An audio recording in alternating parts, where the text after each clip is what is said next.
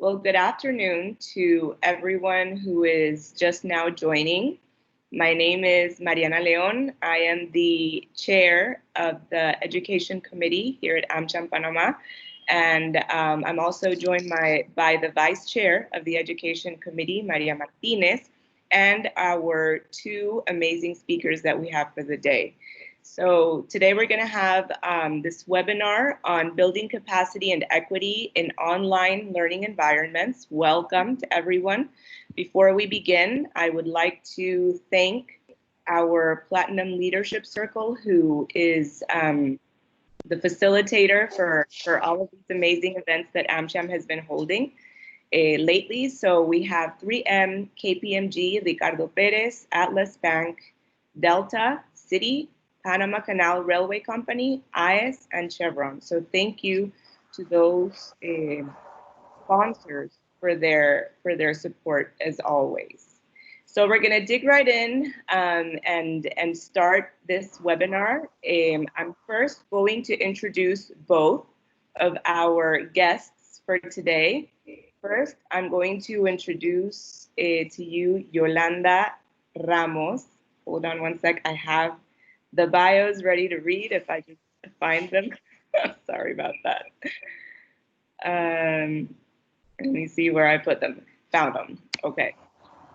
So Yolanda Ramos, Senior Director of America. Oh, and just if we can all turn our mics off, I would appreciate that, as well as your videos, so that we can see Beth and Yolanda on camera. So Yolanda Ramos is the Senior Regional Director for the Americas for ISTE and leads the development, implementation, assessment, and profitability of high-quality professional learning and consulting services to meet the needs of educators using technology to support learning, teaching, learning, and leadership. And I know that Yolanda will tell us a bit about what ISTE is when she does her presentation. Yolanda has worked with K-12, higher ed, and corporate sectors in the U.S. and with ministries of education in Latin Americas and the West Indies. She has held roles as an assistant professor and director of the Title VII Bilingual Education Graduate Fellowship and Hispanics in Teaching programs at Penn State. She has been Assistant Secretary of Education for Academic Services at the Puerto Rico Department of Education, Director of Bilingual Education Programs at Bridgeport Public Schools in Connecticut, and director of the TRIO Student Support Services Program at the Inter-American University of Puerto Rico. She also has 12 years of management experience in the IT software industry. Yolanda has a doctorate and a master's degree in curriculum and instruction with focus on second language acquisition, bilingual and multicultural education, supervision, and adult education from Penn State University. And I'm also going to introduce Beth, who will speak second, but I want to be able to read both of the bios first. So is the partner at the Learning Accelerator and leads the Learning Accelerator's work in research and measurement. For the past several years, she has been examining the challenges of equity and communication within K-12 public school systems for her dissertation as a postdoctoral research fellow at the University of Rhode Island, where she worked on a project funded by the U.S. Department of Education's Ready to Learn initiative and at the Consortium of School Networking, where she led their digital equity and rural initiatives. From these experiences, she brings both a rigorous academic background and practical experience to the team's research efforts. Prior to joining TLA, Beth worked for 6 years as an instructor with EdTech teacher, where she designed and implemented professional development workshops, blended learning courses for teachers across the country and abroad. Beth has an EDD in Entrepreneurial Leadership and Education from Johns Hopkins University and a Master's of Education in Technology, Innovation, and Education from Harvard University. Welcome, Beth and Yolanda, to today's webinar. I wanted to take the time to read your bios because I think you are both amazing, and I'm excited and honored to have you both here today. I think that we are definitely ready to learn a lot from you. So we're going to start right away with Yolanda and her presentation. So Yolanda, you have the floor and welcome. Thank you. Muy buenas tardes, everyone. And thank you for clarifying that we didn't give you those bios. And and I'm happy that the participants had the time to listen to all of that. Thank you so much. Okay, so I'm going to share my screen. Hopefully, you guys let me know if you see it. Does everybody see it? Yes, we can see it. Okay, excellent. So my name is Yolanda Ramos again. I am ISTE Senior Regional Director for the Americas region. And in our geography at ISTE, that means that I'm responsible for Canada, the Caribbean, Central America, and South America. So the only part that I don't have responsibility right now is in the US where I live, although I was responsible for US territory for 8 years of my career here at ISTE. So I'm very excited to be working again with an international focus at ISTE, and also responsible to really expand our present collaboration and efforts in Latin America. So that's basically what I do, and I'm sharing my email right there on the first slide so that you can, if you want to follow up with us with any questions or request of information, please feel free to do that. So my responsibility is totally aligned to ISTE's international outreach goal. We are an international organization, but our international engagements have been pretty much related to our annual conference that brings more than 20,000 educators and bring people from 78 countries together as well. But we also had very different kind of soft level engagements internationally. And since the last 2.5 years, we have really refocused what we do. And that strategy is not necessarily only on a direct approach, but what we want, we believe in building capacity, and we believe that the country's educators and the country's thought leaders are the one who need to receive the technical assistance that we can provide, and the knowledge and the know-how, so that they can be the owners of transferring those experiences to their own educators. So we really work with trusted partners in every country to make sure that we can do something that is aligned to their needs, that is a sustainable engagement, because we are a nonprofit, but nonprofit doesn't mean non-budget. So we need to make sure that we can participate in different engagements where we can really provide the best potential and impacts. So building capacity and scaling in country and doing everything with some base of sustainability is very important to what we do in the region. This is our vision. Our vision is to accelerate innovation in teaching and learning through technology. And by the way, ISTE, or ISTE, like they say in English, is the International Society for Technology in Education. And we are a professional organization. We are also a membership-driven organization, and we are also a technical assistant and professional learning services organization as well.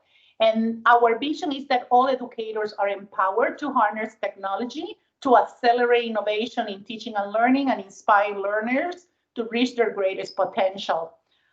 So this is what we live for. We want to inspire educators worldwide to use technology to innovate teaching and learning, to accelerate good practice. So that means using technology for good, using technology to transform pedagogical practices, using technology for students to learn how to solve problems in education. And we also do it, and this is one of our strengths as an organization, we're doing it by providing community. The same community that meets with us annually in our annual conference, they also meet and more in our professional learning networks online that are organized by different topics and different subject matter areas, or different important issues in education, and like universal learning, special education, equity, and things like that. So this is one of the aspects of who we are that is really very valuable for educators, because educators love to learn with their peers. They love to share what they do that works the wheel when they are in need to do something different in their classroom, and the community is really definitely the best way to do it. We also provide knowledge, and the knowledge is provided through professional learning. It's provided through our ISTE certification program, which really measures, besides providing professional learning on the use of the ISTE standards to transform their practices, it also measures how well they are doing that through evidence of their own work and artifacts and different initiatives that educators are doing in the classroom. We also have an ISTE-U, like an ISTE University, where we provide online professional learning at different scopes of engagement for educators. We are, if not the number one, we were just saying the other day that we don't have to do this goal, because we probably are. We are the largest ed tech publishing organization that is part of our ISTE Books initiative. So if you go to our website, and Marbegis will put our in the chat, she can put the slide. If you go to our website and you just go and look on their books, you will see different topics, different angles of how technology is used to learn and to lead and to coach and to teach. We also have publications. We have an Empower Learning magazine that all our members receive, both digitally and in print. We also manage to research journals as well through our website. Sorry, it's not moving. And then the other part, the other aspect of our organization that is not only very well known in the United States, but especially internationally, are our ISTE standards. They originally, if you are as young as I am, they originally were called NETs when they in their first generation of standards. They were called at that time the National Education Technology Standards, and now they were rebranded to ISTE standards as different countries and different educational systems started to reference them or adopting them or adapting them or using them just as a reference to create their own educational technology standards and competencies. So the ISTE standards is one of our backbones, and is a framework to rethink education and empowering learners. It's not a dictative, rigid framework, but it is a map that can be used to not only look at the skills, that 21st century skills that educators, teachers, leaders, and coaches should have, but also how technology can be used in a way that it can really transform learning and teaching as well. So this is the next slide. I think that it presents the set of our 4 standards. So we have standards for students, and this is the 3rd generation of the standards. Empower learner, digital citizenship, knowledge constructor, innovative designer, computational thinker, creative communicator, global collaborator. So we're saying that students in school and off school, right, in their lives should be able to use technology in ways that they can develop these skills. They can develop these abilities that they can apply both in academic context and as well as in life and in community. So if this is what we think and we recommend a student should be able to do, the skills that they should be able to do in order to apply for their own learning, then leaders and teachers and coaches also have to have their own standards so that they can be the facilitators, the role models, the coaches of that learning environment. So we are probably the only organization of our kind that really have a specific standards for each of the key audiences in the educational ecosystem. So if you want more information, obviously you have the website there, and I think that Marvetis is going to share some links that also will provide you the opportunity to download the standard for your own reference. We have all these documents of the standards in English and Spanish. Actually, we have it in other languages. And let us know via chat if you're interested to receive the ones in Spanish, so that we can make sure that you receive them as well. So that's what we do, and I just wanted to share with you a little bit so that you know where I was coming from and the organization that I represent. So today, let's talk about today. This is our reality, right? It doesn't matter if you're in Greensboro, North Carolina, like I am, or if you are in Panama, or if you're in Costa Rica, you're in Puerto Rico. It doesn't matter where you are. This is the reality of the human world. And it's a tough reality for all the reasons of weight reasons, like health, you know, what's the impact in the economics, the impact in everything, right? It's definitely a health matter becomes something that it really affects every single aspect of society. And if you look, for example, at UNESCO's website, they have one of their pages really continues to track the monitoring the school closings. So if you look at that, you see that more than 67% of students around the world are not in school, and they have not been in school for months now, and the future of going back to school as we know it is really a big question mark, right? And this is not only a U.S. situation. This is the situation and the reality of 143 countries. So definitely, this is a for me, like I call it, this is a really downer. This is really a very worrisome reality.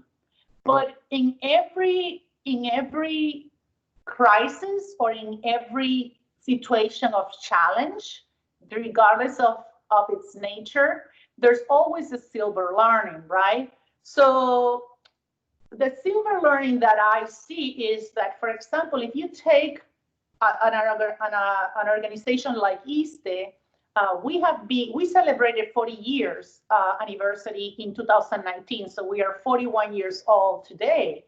And we have been in all these years dedicated on the role of technology in teaching and learning, on developing standards, on providing technical assistance, on talking to stakeholders, making sure that educators and decision makers look at technology not as an acquisition thing, but more as just tools that we need to prepare educators to be able to use them effectively, and as a tool to help them achieve the goals that they have, their learning objectives, their academic objectives with their students. We've been preaching that for 41 years. And it takes a pandemic to really shake things up at the worldwide level and realize that the efforts that organizations like us, like ours, are doing is really, the message is really making sense today. So this situation is really putting the entire education community worldwide to react to this challenge, to this health issue, to this changing, bringing a new normal, like we say. So if we look, for example, in countries like Panama, and this is not just to put Panama on the spotlight, but if you go to the website of ministries of education or central government websites around the world, departments of health around the world, you'll see the efforts that they are doing in trying to bring agility into working with the new normal. Either is because they suddenly, online learning and online courses and having an LMS becomes a priority, right? Or maybe they're making efforts in changing the public policy. They're making efforts in redefining how a school year looks like. This is an example of Panama, but if you go to every website, you will see it. And kudos to them that they are both changing it at the policy level and at the practical level and providing information. So for us, when we look at this and we look at what we do as an organization, our niche, I think that this silver lining, which is a positive thing about everybody putting the role of technology in education on center stage, and then realizing that professional learning is very important, because it's not about having an expert in one school. It's about hello? I'm hearing an echo. Did you hear that? Yeah, it was just for a moment. I think we can hear you fine now. Okay, perfect. So we think that the role of the teacher, the regular classroom teacher, or a master teacher, or a coach, or a subject matter supervisor is really important. And it brings them into a position that I said, like those sombreros, right? Times for you to be a learner, the teacher to be a learner, and times for that teacher to either develop her craft to the point that she can coach and support other peers, or assume a new role based on their areas of strength and the knowledge and experiences that they have with digital tools, to really help other teachers embrace online learning environments in ways that it can impact, in ways that it can bring problem solving to this situation. So I think this is important, because we as educators need to understand when we are students, when we are the learner, and when we really need, and where do we need to be in order to coach others. So looking at the standards for teachers and the standards of coaches, and developing correlationship about, you know, which one supports what and for what purpose, I think is a good exercise. And it's something that we do when we start working with educators, building capacity. In my region, in our region, in Latin America, the more I visit countries, I realize that the role of the coach is not necessarily a job description in the educational system, at least not at the school or district or regional level. So that's a different conversation as well, because in the moment that we're living right now, definitely is needed.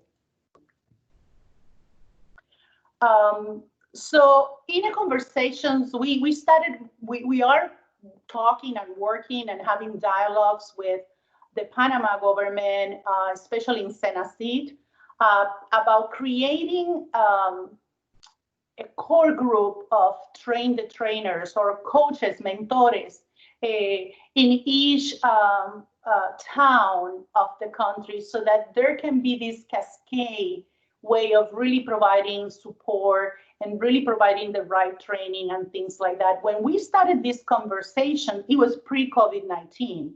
So we talk about providing them a base for them to then continue into an increased development process of expertise. So we talk about introduction of standards, we talk about empowered coaching skills, computational thinking, digital citizenship in action, mobile learning initiatives, AI and the role of AI in K-12, and bringing that to a culmination with an ISTE certification program. We presented a map where we saw those coaches, those leaders in strategic locations across the country, supporting and having a specific role. So we were dreaming beautiful before COVID-19 started. And it's funny because yesterday when I was preparing for this presentation, I saw the Panama map of COVID-19 cases. And when I look at this map, I said, if I have una varita mágica that I can change the situation in Panama so that instead of looking at spots for COVID-19, we look at spots of educators working together, supporting each other. I think that's a good goal to have in the future. So one of the things that we're doing, especially in Latin America, is preparing coaches, starting developing coaches, developing that group of people that will become the army to support other educators trying to integrate technology effectively. So we develop a professional learning pathway that starts with the standards, continue with 4 modules on coaching skills, obviously aligned to the coaches' standards as well. And then we decided to finish this first base with computational thinking skills, because we as an organization believe that computational thinking skills is something that should be. So that's kind of our number one starting point with educators in Latin America. So far, we have been working with, I believe that we are close to 200, preparing 200 empower coaches in different countries. And it's just beautiful, the kind of networking that we are developing as well. And again, I hope that Marbegis is also sharing the core syllabus of this program so that you can see in detail some references. The other thing that we did, and this is a special, a direct outcome of COVID-19, is that in May, I mean, we're talking like 2 months ago, in May, we launched a summer leadership academy at ISTE. So since May to today, we have 16 educators and 16,000 educators enrolled. So in 2.5 months from the program launching to today, we had to sold out and close down because the amount of people in these courses and in the webinars and in the community was so large that we were just, we were happy, but we were amazed. But the reason that I bring this is just to give you an example on the need right now regionally to really talk about specific areas and training all teachers in specific areas like designing online learning experiences, ensuring equity and inclusion in online learning. And my colleague Beth in this webinar will be emphasizing in detail on equity. The importance of assessing learning in online environments and creating community in online classroom, not only with students, but also with parents. So the main courses of this Summer Leadership Academy are really kind of a online learning 101, let's go kid that any educator will need in order to really organize and strategize. One of the things that I jumped is that this academy has 12 webinars throughout the period of the academy. It has 4 self-paced 2-hour courses. So these are not long courses. These are bits of learning with specific tips and examples and tools and templates for teachers to organize in their online learning strategy. And obviously a community. Imagine a community right now of 16,000 educators from all over the world, including Latin America, talking, asking questions, sharing best practices. That's really powerful, and that's really an indicator of the kind of high demand and need that we have for this. So the academy is it is asynchronous, and it has synchronous communication with all those templates and resources. This is an example of the webinar calendar for them. So they're online working, but they're also live with experts. We have all the ISTE conference sponsors participating in these webinars. We call them tools that work. So they're showcasing their applications, their platform, their solutions, and giving them a know-how, quick orientation to those participants. So after COVID-19, we realized that when we engage again in the conversation, not only in Panama, but in every country that we are talking right now, like Peru, for example, we need to expand the base. So we are going to integrate these 4 micro courses as part of the Train the Trainers for building capacity through coaches in each country. And the good news for you guys is that these micro courses will be available in Spanish by September 15. So we will be ready to not only replicate this experience in our region, but do it in a language that is really the language that educators will want to have and participate. So that's going to be like the model now from now on our work in Latin America. Just as I close, I wanted to share another website that ISTE and a coalition of partners developed for supporting educators and leaders in COVID-19. It's called Learning Keeps Going.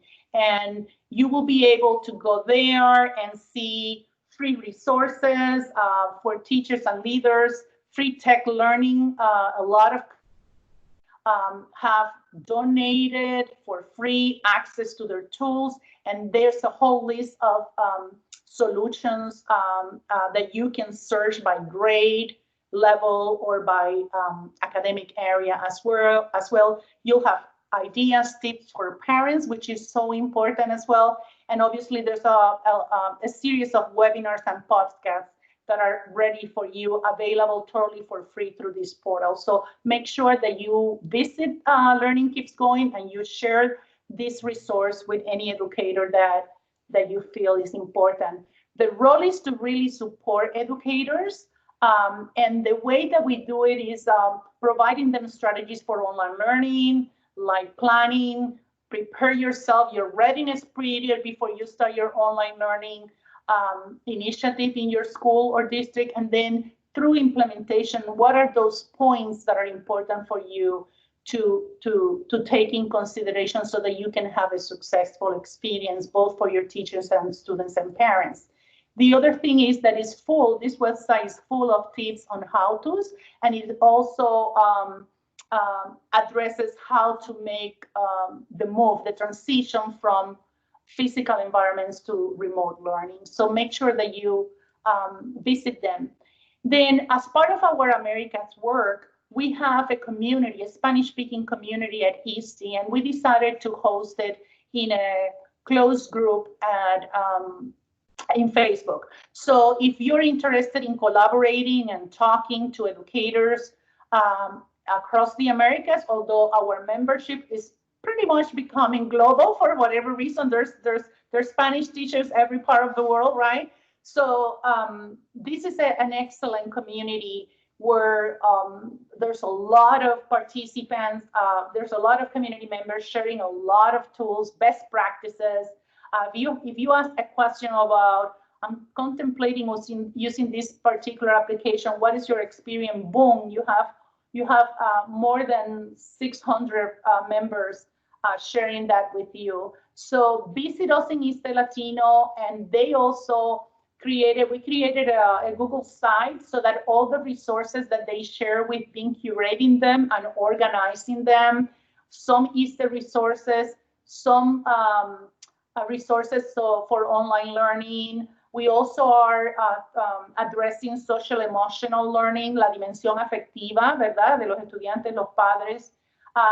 The importance of being a citizen, an online citizen, and really addressing things that will also be supportive of your efforts. We also thought that it's important that all the initiatives by country are there, and global links to global COVID-19 platforms as well. So make sure, I hope that we can see you there, and I hope that this information was really helpful for you. Thank you.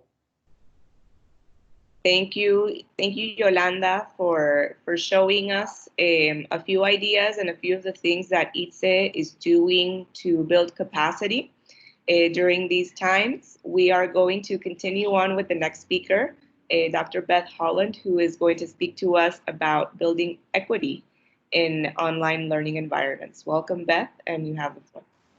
Great. Thank you so much, Mariana. And thank you, Yolanda, for all of your information. So my turn, I will share my screen, and hopefully this is all still working. Maybe it was working. Here we go. All right. Is this in presentation mode now? Yeah. Just, Yes, okay, perfect. So where this is fun, where Yolanda is with one of the largest education technology nonprofits. I might be with one of the smallest at the Learning Accelerator, but we specialize in providing networks of support to K-12 school districts here in the United States. So while I've only been with the Learning Accelerator really since January of this year, I've been working on topics of digital equity for the past several years, both in work with the Learning Accelerator and with another nonprofit, also not as big as ISTE, but called COSIN, the Consortium for School Networking. And then there is a link here to all of these slides, and we'll be able to send them out afterwards as well. So really there's a challenge, and the issue of specifically digital equity and the digital divide is not a new challenge. In fact, the term digital divide in the United States first came about in 1996. It was coined by a gentleman by the name of Larry Irving, who at the time was the head of the National Telecommunications, NTIA, National Telecommunications, I think, an Internet Association.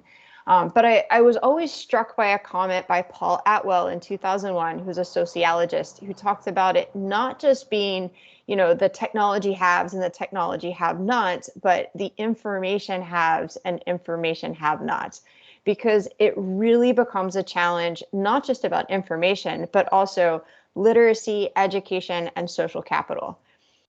More recently, especially in the United States, one of our Federal Communications Commission commissioners, Jessica Rosenworcel, coined this idea of the homework gap, meaning that this is the divide from when students may have access to computers or the internet when they're in school, but when they go home, they might lack either the internet or a device or both.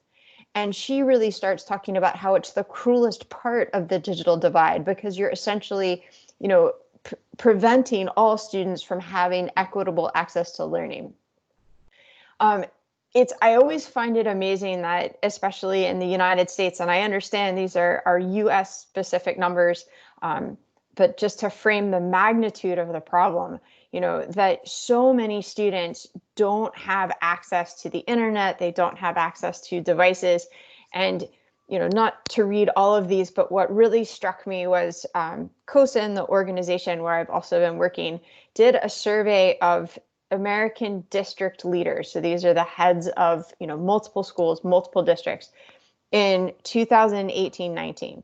And 92% of those leaders reported that they could meet bandwidth requirements in school. All these 92% of schools were connected, but only 10% of those leaders felt that all of their students had access out of school. And with the current crisis, with the pandemic, these numbers just came out about 2 weeks ago in a report by a nonprofit called Common Sense Media, where they looked at remote learning here in the US, and they found that between 15 and 16 million students, which is approximately 25% of American students, do not have enough internet access for remote learning. And within that 15 to 16 million, 9 million don't have a laptop or a tablet or a desktop computer. They may or may not have access to a phone. And so the magnitude of inequity that happens, I've been studying it within the context of the United States, but I believe that if we look globally, the magnitude of students who do not have access to learning in a time when they may not have the option to be face-to-face, there are so many children that are potentially going to be left behind. And so if, Yolanda talks about, the silver linings, and for me, I don't know if we can call this a silver lining or not, but the current situation has shined a light on the problem of not being able to connect all of our students. And so, again, digging into this and really starting to understand it, and I believe in talking with Mariana that there's a lot of similarity between the United States and Panama in this instance. Students in rural areas generally have more limited access. And that's often a factor of geography. It's really hard to run internet, through a desert, over a mountain. I spoke to some people in Michigan, and they said you can't run cable through solid granite. Just the geography really prevents getting internet access. It's also students living below the poverty threshold tend to have the lowest rates of home internet access. And that has to do both with affordability and also infrastructure. It's almost criminal here in the US where there are so many places in urban areas that don't have access simply because, for us, the telecom companies did not want to run the wires. They thought, well, it's not profitable, we just won't connect it. But just as important when thinking about this, there's been numerous studies that have occurred, especially again in the US, where students who are in primarily underserved communities, so these are low income communities or communities with low education attainment with parents and families, unfortunately often is a community of color. They tend to get technology for remediation or testing or drill and skill, whereas students from more affluent communities are really embracing the ability to use technology for the things that Yolanda spoke about, to do research and analysis and creation and collaboration and coding and computational thinking and all of these wonderful opportunities to create a rich education. So there's not only an access divide, but also an opportunity divide. So this is the framework that I actually have been developing in my work at COSN, and now I'm bringing into the Learning Accelerator through a bit of a partnership right now, where we have really started thinking about digital equity as a three-part sort of iterative loop. So at the very beginning, it has to start with equitable access to devices and high-speed internet, both at school and at home. And we've been very clear to specify that it's not just access, but quality access, both at school and at home. Because I'm sure all of us have experienced the frustration of not being able to get something to load or not being able to download something. The quality of the access is important, but at the same time, we're really working to help people understand that that's just the beginning, because it also has to do with, do you actually have equitable access to learning? So again, meaning, are our students learning to use the technology in rich and meaningful ways, or are they just working through, essentially a digital worksheet? And then it comes around again and starts thinking about, well, what kinds of opportunities are we creating? Are students now engaged in, really exciting real world projects using the technology skills that they've built? Or are they primarily just doing some test prep or remediation?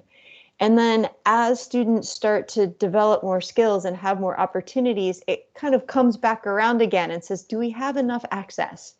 And so we're really encouraging people to think about digital equity a little bit more holistically. And what, given our current situation, I'm going to focus mostly on this idea of, we have to have access to devices and internet, but I always want to make sure that we're not limiting our thinking in that way and thinking, oh yes, we've got every kid in a device, and so we're done. So when thinking about internet access, I understand that my examples are a little bit US centric, and I'm hoping that, particularly with this group, understanding how to translate some of these ideas into the context in Panama. But really thinking about, community hotspots and low cost broadband, mobile options, and community networks. So, the first piece, as we've seen a lot of schools work to build community access to the internet. And sometimes that could be, expanding a school network into an outdoor space like a parking lot or a field. This is not ideal in the middle of a pandemic, but it's better than nothing. As an example, a district leader explained to me how they built a courtyard with heat lamps because it's really cold in Wisconsin. And so for at least part of the year, students can come sit outside and get access to the school network. Another piece that we're really trying to encourage is partnering with anchor institutions. So school libraries, public health care, particularly in Alaska, in some of the more remote areas, the schools and the public health care clinics are sharing spaces. And then by sharing those spaces, they're providing community access to Wi-Fi. And then, a last piece is particularly in areas where students can walk to or easily access local businesses, is schools partnering with local businesses who say, your students can come in and use my internet for free. And as an example, Beaverton Public Schools in Oregon has a community map, and the students can look at the map. The map is on the bus, and then the businesses have stickers in the windows and the doors, and the students know where they can walk in and quietly sit down and do their homework or access the internet for whatever they're looking for. And it's also really expanded the learning community so that the students feel as though they're in partnership with the businesses that are nearby. I don't exactly know what the reality of this might be within the context of Panama, but again, in the US, there are options for low-cost internet access, both from nonprofits and telecom companies. Some states have launched a broadband initiative. Where I am in Rhode Island, the governor negotiated it across the state. We are the smallest state in the United States, and that might be the only reason why this worked. But at least it was an opportunity to get access to students so that they could engage in remote learning. We might be the only state where internet access wasn't necessarily an issue during remote learning. One that I think is really taking off in the United States is this idea of mobile hotspots. They're being, schools are distributing them. They're being loaned out through public libraries or from school libraries. But another big piece, and some of these supporting organizations I've mentioned, like Khajiit and Mobile Beacon, have come up with ways to put mobile hotspots on school buses and vehicles that they can then deploy out into neighborhoods. And so they're essentially creating, sometimes it's a mobile study hall where students might be able to come on board. Sometimes it's just that they made a big giant mobile connection from a bus, and people in the neighborhood can come outside and actually get access to the internet because the bus itself is connected, and the students know that at these times the bus will come by. But multiple states at a state level have started equipping, buses with both Wi-Fi and even meals to go out into different neighborhoods to distribute food, to distribute paper packets, and also to provide internet access. And the last big piece is there are a few very forward-thinking districts that have started building community networks, where the district or the school itself is building its own wireless network, either internally or through public-private partnerships, so that they can ensure that every single student has internet access by connecting into this school-owned or school-partnered network. And so all of these, again, I'll make these slides available. All of these links will take you to more information of examples of how this is happening in context. Again, the other piece, internet access is just the beginning. There also needs to be the devices. So schools and districts are doing, one-to-one programs where they distribute a device to every single student. Sometimes it might be distributing a device just to those who need it as a loaner device, and that might come through a school or a school library, partnering with community organizations, religious institutions, as ways to get these devices out to students. I don't know if there's Donors Choose in Panama, but that's a fundraising website where people can go ask for money to buy different things and get donations. And so, COSIN actually partnered with Donors Choose and created a guide to help schools understand how to leverage, that philanthropic donation to make technology purchases. And then, as much as it is certainly not an ideal, but really embracing phones. And this is a very short article that I wrote with a colleague, but thinking about how do you use, a mobile phone, even if it's just to maintain communication, allow students to share their learning. But most importantly, Yolanda mentioned social emotional learning, but how do we make sure we continue to build a sense of community for our students, even in a remote context? But I just want to make sure we remember that equal access does not necessarily mean equitable access. And, I've been thinking about this a lot in terms of like who needs what to learn how. And this is important when we think about our special education populations. We think about students who might have different learning challenges. We think about language learners, right? Who needs what? Do we need translation? Do we need text to speech? Do we need closed captioning? Do we need dictation features, right? What do we actually need to learn? And then how are we able to demonstrate our learning? And this, I think, ties in really well to the work that ISTE is doing of how do we allow our students to share their thinking in non-traditional ways? How do we empower them as creators? How do we empower them as computational thinkers? So what are all of the different opportunities that students can now have to demonstrate their learning if we give them the right tools? So a last piece I'd like to actually end on is I did just finish doing a very small mixed method study in Lindsay Unified School District in California. Lindsay is a very small rural community. It is 100% below poverty. Every student receives support. It is it's about 95% Hispanic Latino population.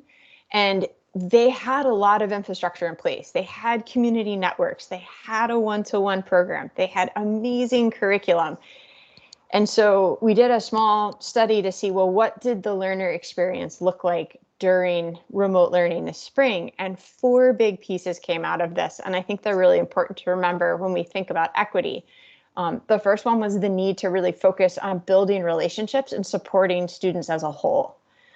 The second one is that despite all the work they had done, there was still a need for more technology support, not just for the teachers or the students, but also the families. When we think about, parents helping young children, they still needed to have some of those digital literacy skills.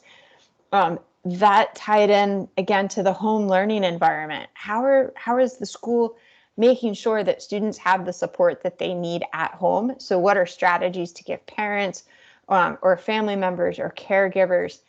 And then the last piece that came up really was this idea of like, how do we sustain momentum? I know that you're just relaunching school next week. You've got a long way to go until December.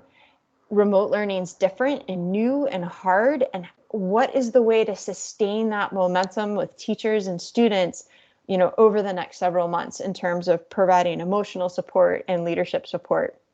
And so this is a published study if anyone would actually like to read it. But I'm gonna stop there because I realize that's a lot of information and I really want to make sure that we have time for questions. But thank you so much for having me. Here's all of my contact information. I'm more than happy to answer questions and I'm very responsive. So please do email me if anything comes up. But thank you so much, Mariana, for having me. Thank you. Thank you to Beth and to Yolanda for such great presentations on these 2 different topics of how to build capacity and then also how to address equity in an online learning environment. For what you presented, I mirror the thoughts of Debbie, who commented on the chat saying that these are great ideas for our government. Our students don't have that many opportunities here, and that's so sad. I just was listening to all the different things that are being done in the States, and I think it's important to convey to the different decision makers that could have something to do in this. All these different initiatives. I really like the one about, having a vehicle mobile hotspot that can move around to different homes and then for the kids to be able to connect at least for a little while. So yeah, so thank you to both of you. I don't know, I haven't seen any questions on the chat, so I don't know if there are any questions at this time. If any of the participants has a question, I think we can unmute mics and have them ask the question. We still have a few minutes left. Is there any question from the audience?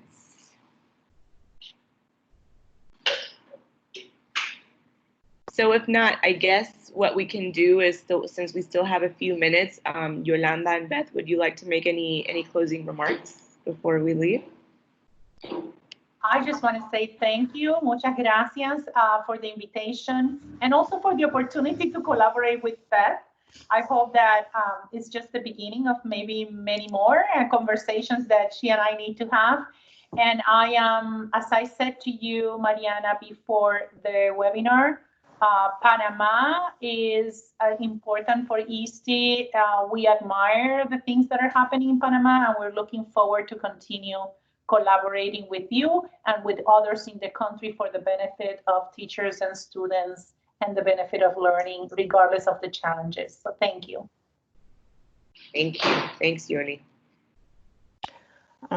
Yes. Like that. I actually wanted to come back to the comment, if you don't mind, for a moment about at the government level. We're so decentralized here in the U.S. I think that's why there's so many different things happening at the district level. But, as I said, I'm in the smallest state in the country. We fit inside of most major cities. In fact, I think our whole state is smaller than like the top 20 districts in this country. But the governor made a lot of things happen. She told the cell phone providers, she said, if a person has a mobile phone, AT&T and Verizon have to turn on the mobile hotspot for those people, whether they paid for it or not, and has to give them unlimited data so they can do remote learning. She just did it by government decree. And then she said to the largest broadband provider, you will go connect these houses at a low rate. And she negotiated a state rate. And so, I think this may be a time where if there is a centralized initiative, there could be a great opportunity to go out and make things happen, because it's amazing what she got done in 3 weeks to ensure that remote learning happened within the state. We have other issues, but that one got addressed. Mariana, if I can add one more thing that I think is totally important, is professional learning. When I made that slide about the 40 years of ISTE, 41 now, and what I call the silver lining,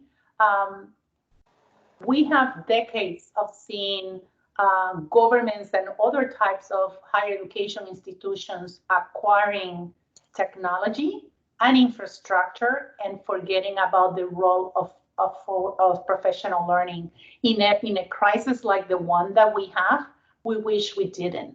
So I think that you can have the best infrastructure of the world, you can have all the devices in the hands. There's a lot of countries buying devices for all students, for 29,000 teachers, whatever. If you don't address how to use them effectively for learning objectives, it doesn't matter. So I have that. I don't only say that because I represent ISTE. I say that because in all my years in this career of technology and learning technologies, you see that mistake made over and over again. And the price that we pay is high, because that means that if we don't address the readiness of teachers, students are at the end of the day, are the ones who are going to also suffer. I would echo that. That's a great point, Yolanda. Yeah, definitely. Yes. So thank you, both Beth and Yolanda, so much for your time, and again, for such great presentations. We also had a great turnout, so I also want to thank all of the participants that have logged on and tuned in to all of the material that we've had. And then once again, just to thank all of the different sponsors, as well as the embassy, the U.S. Embassy, who was very supportive, especially in creating a link with ISTE. So thank you to everyone today. We hope you have a great afternoon. We're going to go ahead and say goodbye, and we'll see you again in the next webinar. Stay safe, everyone. Bye. Bye. Thank you.